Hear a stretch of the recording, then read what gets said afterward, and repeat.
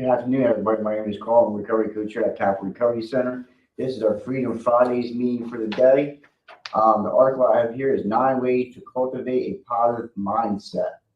We'll hop into it. So they have some key points here. So the positive mindset includes positive oriented thoughts, beliefs, values, and attitudes, which are key factors for your well-being. Some tips for building a positive mindset include focusing on strengths and positive qualities and practicing gratitude and self-comparison. Self-compassion. Some other strategies include shifting attention away from negative thoughts by taking a cold shower and trying to think of the best case scenarios. So the number one here is focus on your strengths. Many of us focus on the things that are wrong with us, the things we're not good at, or the things we failed at. But if we want to cultivate a positive mindset, we're better served by focusing on our strengths. This shift in focus can help us feel more positively about ourselves. Yeah, that's one thing that actually kept me in active addiction, right? It was like the positive mindset that I had about the world, about people, and about myself. Negative self-talk was a key factor for me. What was I telling myself? I'm not good enough. I was always focused on the negative things, my failures, what I believed. And it came down to like I was drug induced. I was always intoxicated. So my perception and my mindset was not positive and it wasn't good.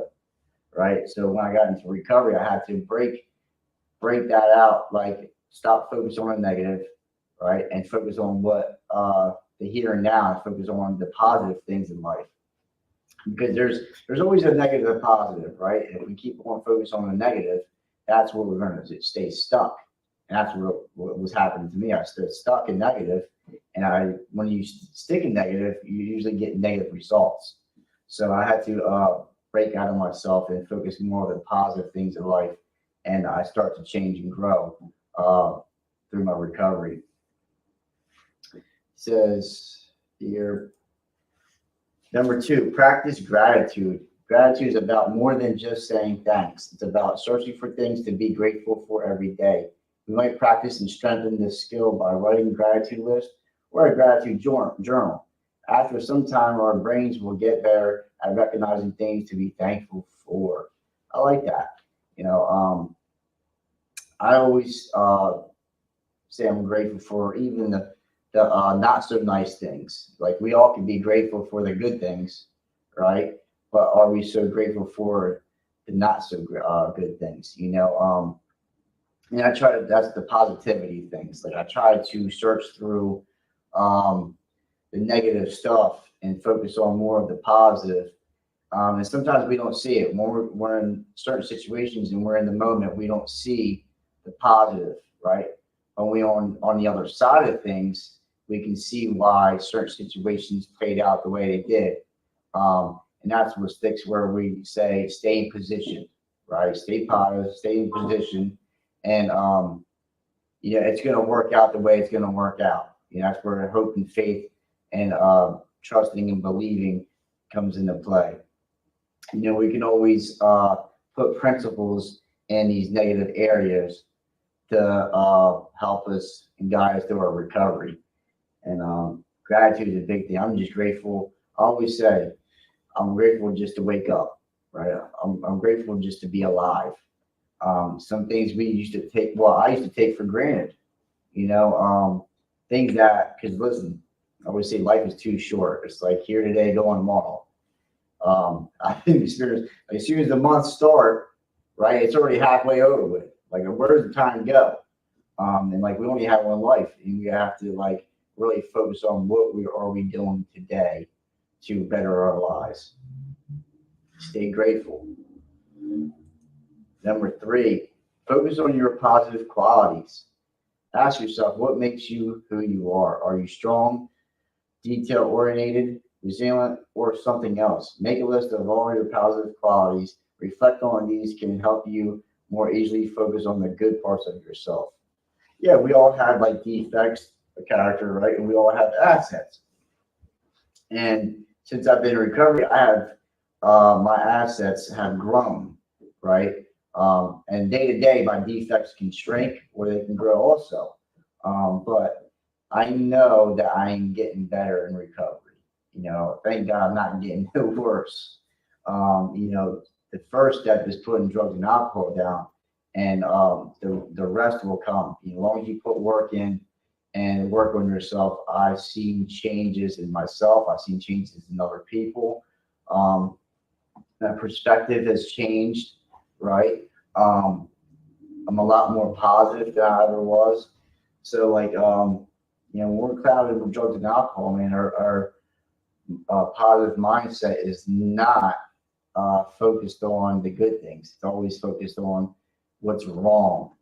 Um, and it sucks staying stuck like that. It's hard to break out of that cycle of negativity. It says number 4, practice self-compassion. Our inner voice often tells us everything we are doing wrong, but it can sometimes forget to remind us about what we are doing right. That's why cultivating self-compassion can help you improve our mindset. Practice self-compassion by taking a few moments to treat yourself kindly, carefully, and gently. Yeah, treat yourself with compassion. Because for me, like I used to beat myself up. I always say I'm my worst enemy. Right? Nobody else can beat me up more than myself, and that stays true. Um, because I can always like you're not doing this or you're not doing this good enough or you're this, and I'm not like focused on like what I am doing good in life. You can go down that rabbit hole of negativity. And like when you get that tunnel, call it tunnel vision. Like if I'm so focused on the negative, like I'm overseeing the positive, right? So I have to stay more positive. I have a positive mindset to uh to be good in myself, to be good to others, to be a productive member of society, right? So I have to remind myself. I've done it before, right? Like this is about the world and this is happening, this is happening, this is happening, and I'm like focusing on all the negative things. But my sponsor tells me like there's a lot of good in the world too, but sometimes you can get sucked into the negativity, right? But I don't stay stuck. That's where like the recovery process changes you, right? Like I can have these negative things, right? But I don't stay there. I can like let process and let go. Let's see here. This is a good one. Number 5, practice self-care. Part of developing a more positive mindset might involve cultivating the belief that we are worth taking care of. We're allowed to have breaks to feel good, and engage in self-care by taking better care of ourselves. We might think about ourselves in more positive ways that help us to have more positive experiences. Yeah, self-care is very important. Um, that's one thing I didn't do for the longest time, self-care, right? I was always damaging myself with drugs and alcohol and many other things. Um, Today, like I take care of myself, and that can look like, you know, showering, right? Brushing my teeth. So going to the doctors, getting blood work done. Taking time when I need it, right? Not always going on the go, go, go, go, right? I'm not like the last on the list of things to take care of, 'cause you have to take care of yourself. You really do. Like if not, that's the first thing you can lose if you don't take care of yourself. Because we can get sucked in other things, work, and our personal relationships, family, friends, the world, whatever the case may be, right? And then we're like, what are we doing for self? And one thing I like doing for myself, self care, is I go fishing. That's one thing I love. I love fishing. Right? you have to find what self care is for you. Right? There's things you have to do for yourself because you don't want to burn out. You can keep going on the go, and then like you're just now at the end of the week, like what, just totally beat. You have to take the time. You have to take the time and really take care of yourself. So number 6, shift your attention. It turns out we have a negative bias that makes it easier to focus on the negative than focus on the positive. Practice shifting your attention by internally but gently moving your mind away from negative thoughts. If your mind is going down a rabbit hole and you're rummaging on something bad that happened, put the brakes on those thoughts by going for a run, taking a cold shower, or focus on the details of an object in the room. These strategies can help short circuit your negative thoughts and help you focus on the positive. It's the second time I said something about a cold shower. That's funny. So it's like shifting your attention. It's saying like keeping the focus off of the negative. And that's awesome. We like talked about a little bit gratitude. Like when we're stuck in this negative headspace, right? Go to your write some things that you're grateful for, right? It's like, yes, I'm in this spot right now, and these emotions and feelings don't feel too good. I'm stuck in this negativity, but like we have to break ourselves of that. We can't stay there, you know. And I always say, man, listen, I can see, I got my hearing, I can breathe, right? I have all my limbs, stuff like that. I took for granted for, and I have to remain grateful and like shift my attention from the negative to the positive. And sometimes it's just hard. It takes practice. Um, like I said earlier, I'm even like grateful for the not so good things, right? Because I have self. I have good, decent coping skills, right? So when these things come up, I can cope with them a lot better than I did ever, you know. So shift your attention, whatever that, you have to find your niche. You have to find what your go-to is so you can keep the focus off and keep your attention on something that's positive. It can be anything. So number 7, be more optimistic. Practice optimism that about how something might turn out better than expected. Try to image the best case scenarios or focus the ground on the good things that may happen in the future. This shift to optimism can help you have more positive expectations, which can lead to all sorts of good outcomes. Be more optimistic. So try to like just see where the good can come in. Be and I have to get better with that. To be honest, I have to be more optimistic. Like sometimes my projection can be not so good, right?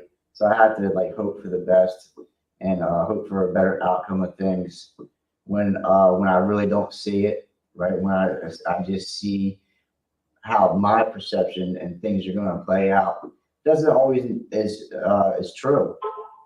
Um, I have to remind myself that just be more optimistic and hopefully and hope for the best. It says number 8, try loving kindness and meditation. This type of meditation involves generating love and compassion first toward yourself, then toward close others, then toward strangers, and then toward all living beings. Doing love kindness meditation can help you get better at creating loving thoughts. So try loving kindness meditation. Um, that's something different that I never heard of. I've done some meditation, but like loving kindness meditation, that's something different. Um, but I look at it as loving kindness meditation is for yourself. You know, take care of yourself. And I've seen that through this article. It's a lot about self, right? Because if I'm good, everything else is good. You know, so I have to change my mindset. I have to have better coping skills. I have to be more positive, not focus on a negative, and not stay stuck in the negative. Keep my focus on what about moving forward through life, and stay positive through it. So number 9, set meaningful goals. Setting meaningful goals, long-term goals, can help us gain clarity on what really matters to us and what we want to achieve. So we may feel more meaningful connected to what we do. When setting meaningful goals, be sure that your goals fit fit core values to ensure you're focusing your efforts on what matters to you. So set meaningful goals. When I got in recovery, like some of my goals were like getting my license, getting my own house, just things I never had when I got in recovery, right? And like it was just nice to get a key to my mom's house when I got in recovery, right? Um, but like it, my goal setting, right, is getting like bigger and bigger and bigger, right? And one of my meaningful goals right now is getting my GED. I'm like, only thing left I had is math, and so I keep trying. I keep trying, right? Setting small goals, long-term goals. But I try, I keep things that I set goals that are obtainable. I don't set unrealistic expectations on goals that I'm not going to reach. But like I learned in recovery, like sky's the limit. I can, if I put my mind to it, right, and I set a goal, I can achieve that goal as long as I put the work in. And I can have some help along the way, right? I can definitely have some help along the way. But like if I'm not willing and committed to setting these goals and achieving these goals, it's not going to work. I can have the help, right? But if I'm not committed to it, it's just not going to work. So like I achieved a lot of goals since I've been in recovery. Like some of the things that I think about is like, wow, I you know, I gained these things, but like no wonder because I stick and stay, and I didn't use, and like I kept moving forward no matter what. Whatever life was throwing at me, right? I stayed in position, and I let my emotions and feelings pass, right? Because before I would suppress my emotions and feelings with drugs and alcohol, right? And I would just keep stuffing drugs and narcotics in me, man, and like it just I was not feeling no type of positivity.